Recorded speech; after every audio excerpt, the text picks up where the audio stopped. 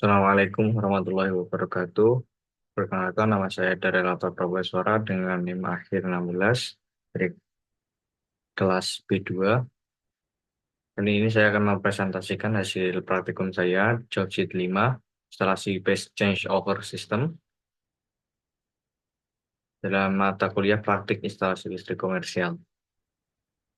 Tujuan dari praktikum ini, setelah melaksanakan kegiatan praktikum, maka mahasiswa diharapkan akan memiliki kemampuan dalam satu, menggambarkan rangkaian kendali sistem base changeover pada instalasi bangunan komersial. Dua, menggambarkan rangkaian daya sistem base changeover pada instalasi bangunan komersial. Tiga, merangkai instalasi sistem base changeover pada instalasi bangunan komersial dengan aman, rapi, dan benar. Empat, melaksanakan pemeriksaan dan pengujian sistem base changeover pada instalasi bangunan komersial yang sudah terpasang dengan baik dan benar. Di sini ada beberapa alat dan bahan yang saya gunakan. Pertama, alatnya yang pertama ada multimeter, ada shortness tester, ada tang ampere, ada alat pelindung diri, dan juga ada tool set di sini.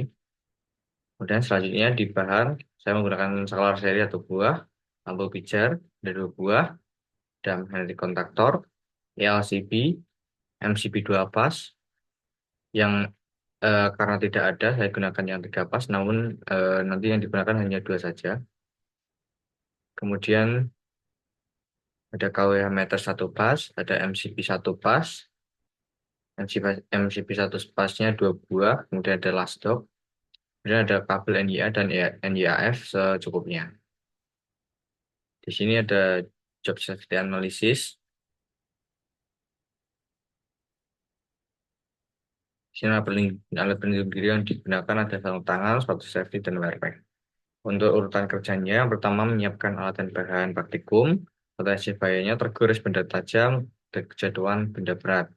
Upaya pengendalian yang bisa dilakukan, penggunaan APD, seperti sarung tangan kerja, sepatu safety, dan lain sebagainya. Yang kedua, urutan kerjanya pemasangan kabel dan penyambungan kabel. Potensi bahayanya, sambungan longgar, isolasi terluka atau terbuka. Upaya pengendaliannya, pastikan sambungan kuat, kupas ulang isolasi agar tidak luka dan aman. Tiga, pengujian rangkaian, potensi bahayanya tersetrum saat menguji. Upaya pengendaliannya menggunakan sarung tangan dan berhati-hati saat menguji. Urutan kerja keempat, melakukan pengukuran, potensi bahayanya tersetrum saat mengukur rangkaian. Upaya pengendaliannya yaitu memakai sarung tangan. Selanjutnya, di sini ada gambar rangkaian yang saya praktikkan. Baik, di sini adalah input dari PLN masuk ke kWh meter. Sebelum masuk ke kWh meter lewat MCB terlebih dahulu. Kemudian output dari kWh meter yang fasanya masuk ke ELCB. Kemudian masuk ke input A1 kontaktor. Dan juga masuk ke input di kontaktornya. Di sini saya pakai line 1 atau di sini pin R. Kemudian saya juga teruskan di lampu indikator hijau dan juga kuning. Gitu. Kemudian setelah itu di sini ada di genset. Inputnya saya masuk dulu ke MCB 2 fase. Kemudian dari MCB 2 pas masuk ke lampu indikator yang merah sebagai indikator gensetnya aktif. Kemudian setelah itu masuk ke pin 21. Di sini saya melakukan sedikit perubahan saat saya troubleshoot di saat praktikum. Jadi rangkaian yang saya gunakan saat praktikum sedikit berbeda, yaitu dari MCB 2 pas ini, setelah masuk ke lampu indikator, dia masuk ke pin 21, ya ini normally close. Ini saya jumper inputnya ke pin 31. Sedangkan netralnya ini saya langsungkan ke bawahnya. Jadi ini tidak melewati kontaktor sama sekali yang netralnya. Jadi langsung disambungkan.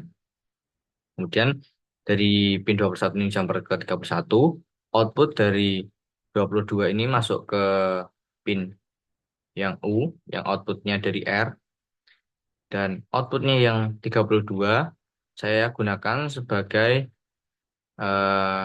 indikator lampu lampu hijau. Karena sebelumnya yang menggunakan rangkaian seperti ini, lampu hijau ini hanya berkedip dan lampu merahnya tidak bisa mati. Jadi saya ubah saat troubleshoot menjadi seperti rangkaian yang saya jelaskan tadi, sehingga rangkaian bisa berjalan normal kembali. Selanjutnya, eh, output yaitu dari pin line kedua dan juga line pertama ini masuk ke panel hubung bagi di sini. Kemudian dari panel hubung bagi ini diteruskan ke beban, yaitu ada kontak-kontak. Kemudian ada ke dua lampu melalui pengontrol saklar seri. Seperti itu. Jadi sistemnya dari awal PLN masuk ke kW meter, kemudian karena ini masuk ke LCD, kemudian masuk ke pin A1, sehingga saat PLN-nya aktif, pin A1 ini menjadi aktif. Kemudian kontaktornya aktif, maka tegangan dari kW meter ini bisa melewati kontaktor sehingga masuk ke beban. Tetapi yang dari genset ini tidak akan bisa terhubung karena saat kontaktornya aktif, maka kontak bantu di sini yang semulanya normally close menjadi normally open sehingga harusnya tidak bisa. Dan ketika listrik dari PLN mati, maka arus dari genset ini akan bisa masuk ke beban melalui pin normally close kontak bantu dari kontaktornya. Karena pin A1 sudah tidak memiliki tegangan lagi dari kWh meter dari input PLN. Maka lampunya yang hijau akan mati dan merahnya akan nyala. Seperti itu. Hasilnya di sini hasil pekerjaan saya. Di sini lampu indikator merah saat gensetnya aktif menggunakan input dari genset. Kemudian yang kuning dan hijau aktif saat menggunakan input dari PLN. Oke, di sini hasil pekerjaan saya. Di tegangan kontak-kontak didapatkan hasil 221,4 volt.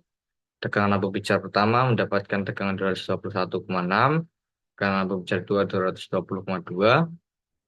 Kemudian tegangan di panel hubung bagi dapat hasil 221,5 volt.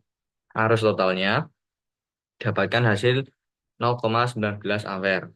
Di arus ini dihasilkan dari beban seperti dua lampu pijar tadi, lampu indikator di panel hubung bagi, dan juga magnetic kontaktornya. Dan analisisnya pada praktikum instalasi phase changeover ini, sistem dirancang untuk memindahkan sumber daya listrik secara otomatis dari PLN ke genset. Apabila sumber utama mengalami gangguan berdasarkan hasil pengukuran, tegangan pada seluruh titik berada pada rentang normal sekitar 220 sampai 222 volt sesuai dengan standar PLN satu pas. Dengan arus total sebesar 0,19 ampere menunjukkan beban terpasang sangat ringan. Hal ini membuktikan bahwa rangkaian daya maupun rangkaian kendali telah terpasang dan berfungsi dengan benar. Magnetic kontaktor bekerja sebagai elemen kunci sistem. Saat PLN aktif, pin A1 coil and magnetic kontaktor mendapat tegangan sehingga magnetic kontaktor menjadi energized.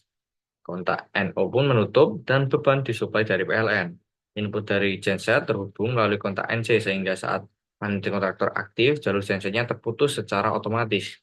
Dan ketika PLN-nya padam, koin magnetic kontaktor kehilangan tegangan sehingga magnetic kontaktor di-energize atau tidak aktif. Kontak NC pun kembali menutup dan beban berpindah ke genset secara otomatis. Kendala yang terjadi selama praktik yaitu terminal yang aus dan lampu indikator yang tidak bekerja normal. Keduanya berhasil diatasi dengan sehingga sistem dapat fungsi sebagaimana mestinya. Oke, di sini adalah solusinya. Tadi sudah disebutkan di analisis. Yang pertama, tahu terminal yang sudah aus sehingga menghambat perangkaian. Solusinya mengganti terminal dengan yang baru. Dan kendala kedua, lampu indikatornya merah, tidak, indikator merah tidak bisa mati, dan hijau hanya berkedip. Setelah dilakukan sedikit perubahan pada rangkaian, lampu bisa normal kembali. Seperti yang sudah saya jelaskan sebelumnya. Oke, pertanyaan pertama ya. Jelaskan kelebihan dan kekurangan penggunaan change over system manual. Kelebihan change over system manual terletak pada konstruksinya yang sederhana, biaya instalasi lebih murah, dan diperbaiki, serta memberikan kendali penuh pada operator. Namun kekurangannya cukup signifikan, yaitu sepenuhnya bergantung pada kehadiran operator, sehingga proses pemindahan membutuhkan waktu lebih lama dan berisiko terjadi human error. Sistem ini juga tidak cocok digunakan pada instalasi yang membutuhkan kontinuitas daya tinggi seperti rumah sakit atau pusat data center. Selanjutnya, bagaimana sistem kerja automatic changeover satu pas yang Anda buat? Sistem bekerja dengan memanfaatkan magnetic contactor sebagai elemen pemindah daya otomatis.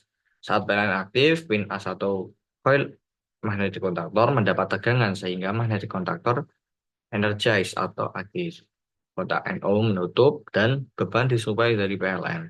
Sementara jalur genset yang terhubung melalui kontak NC terputus secara otomatis ketika PLN padam, coil magnetic contactor kehilangan tegangan sehingga magnetic contactor di-energize atau tidak aktif, kotak NC pun kembali menutup dan beban berpindah dari genset secara otomatis.